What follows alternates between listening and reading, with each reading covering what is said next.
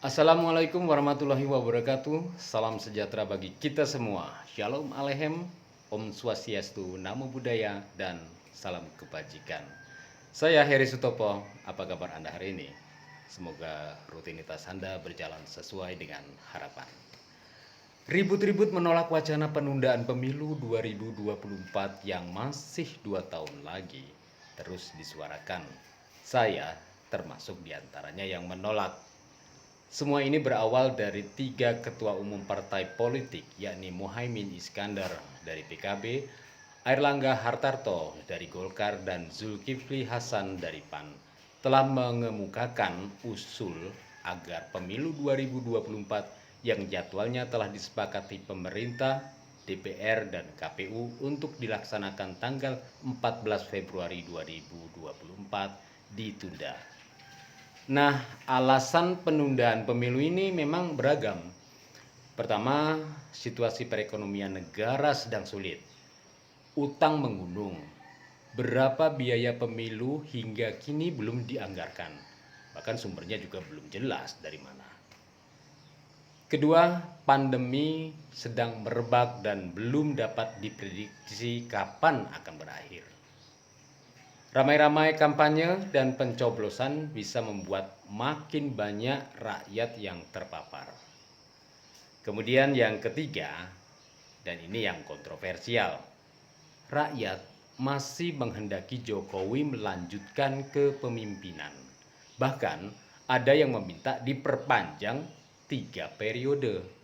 Sementara Jokowinya sendiri dalam berbagai kesempatan menyatakan tidak punya niat untuk menjabat 3 periode karena menyalahi konstitusi UUD 45.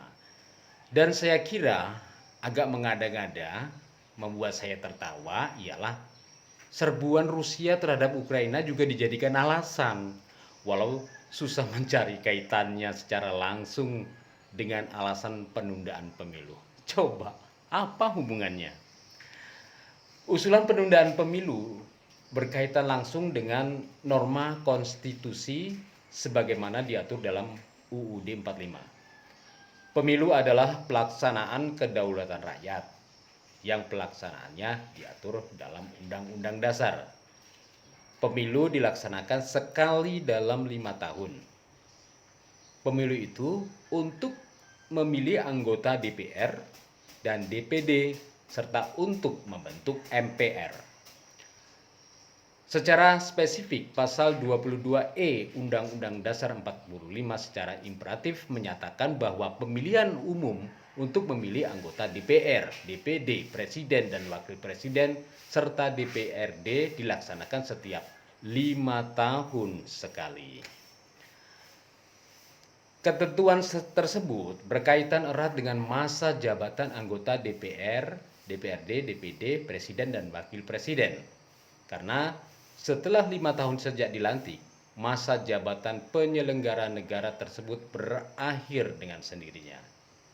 Jadi, jika pemilu ditunda melebihi batas waktu 5 tahun, maka atas dasar apakah para penyelenggara negara itu menduduki jabatan dan menjalankan kekuasaannya? Tidak ada dasar hukum sama sekali.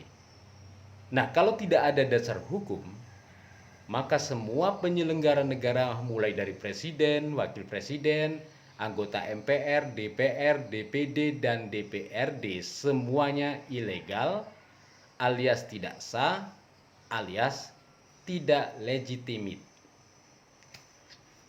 Nah, jika para penyelenggara negara itu semuanya ilegal, maka tidak ada kewajiban apapun bagi rakyat untuk mematuhi mereka.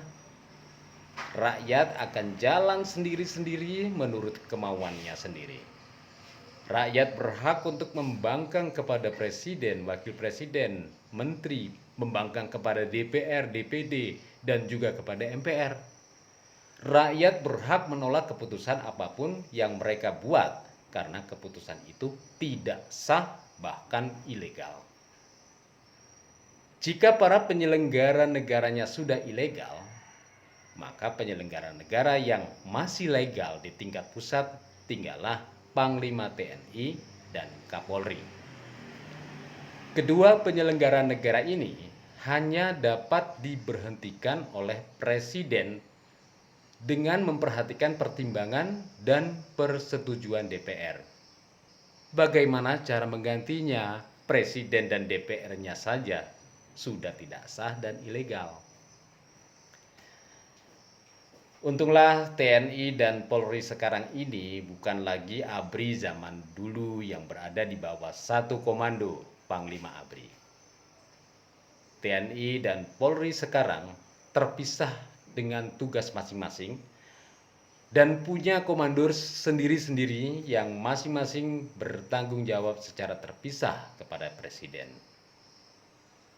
Jika Presidennya sendiri sudah ilegal dan tidak sah, Panglima TNI dan Kapolri bisa pula membangkang kepada perintah Presiden yang ilegal itu.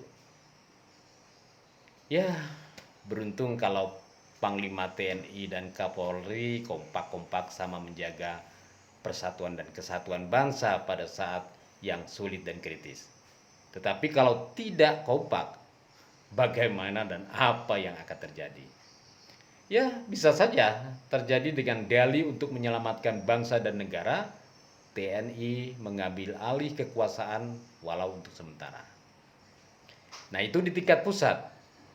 Di daerah, gubernur, bupati, dan wali kota masih sah menjalankan roda pemerintahan kalau masa jabatannya belum habis. Tetapi tanpa kontrol DPRD lagi. Lawang bagaimana mau mengontrol, DPRD-nya saja sudah ilegal. Begitu juga tanpa pertanggungjawaban lagi kepada Presiden sebagai wakil pemerintah pusat di daerah. Iya, bagaimana mau bertanggung jawab kalau Presidennya juga sudah ilegal? Keadaan bangsa dan negara akan benar-benar carut marut akibat penundaan pemilu. Nah, dalam suasana carut marut, timbullah anarki. Di dalam anarki, setiap orang, setiap kelompok merasa merdeka berbuat apa saja.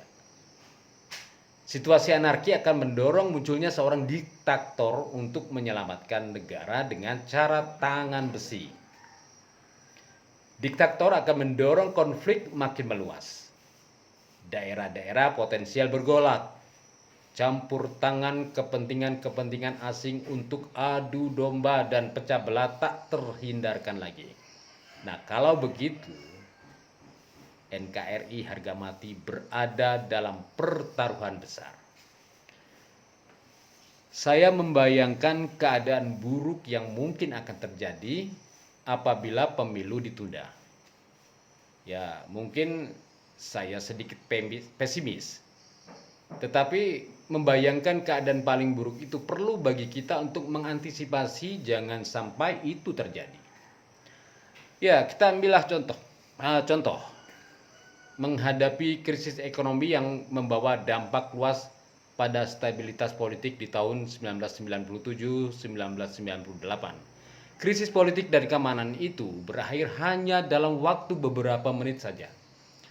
Presiden Soeharto membacakan pidato pernyataan pengunduran diri sebagai Presiden RI dan kemudian disusul oleh pengucapan sumpah Wakil Presiden B.J. Habibie sebagai pengganti Presiden Republik Indonesia di hadapan pimpinan Mahkamah Agung, Panglima ABRI, dan Panglima ABRI saat itu, Jenderal Wiranto, membacakan statement menyatakan peralihan kekuasaan itu sah.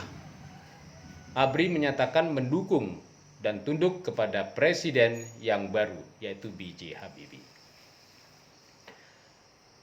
Meskipun demikian, perlu juga kita ketahui, karena dalam sejarah pemilu Indonesia, penundaan pemilu bukanlah hal baru. Namun, ya tentu ada alasan penundaannya punya dasar konstitusional yang jelas. Pada awalnya setelah Undang-Undang Dasar 1945 terbentuk, pemilu sudah direncanakan tahun 1946, tetapi gagal karena selain undang-undangnya masih dalam proses penyusunan, keamanan pada saat itu juga belum stabil. Pemilu pertama baru dapat dilaksanakan pada tahun 1955 dengan landasan konstitusional UUD sementara tahun 1950. Setelah pemilu pertama 1955, seharusnya ada pemilu 1959, tapi ditunda ke tahun 60.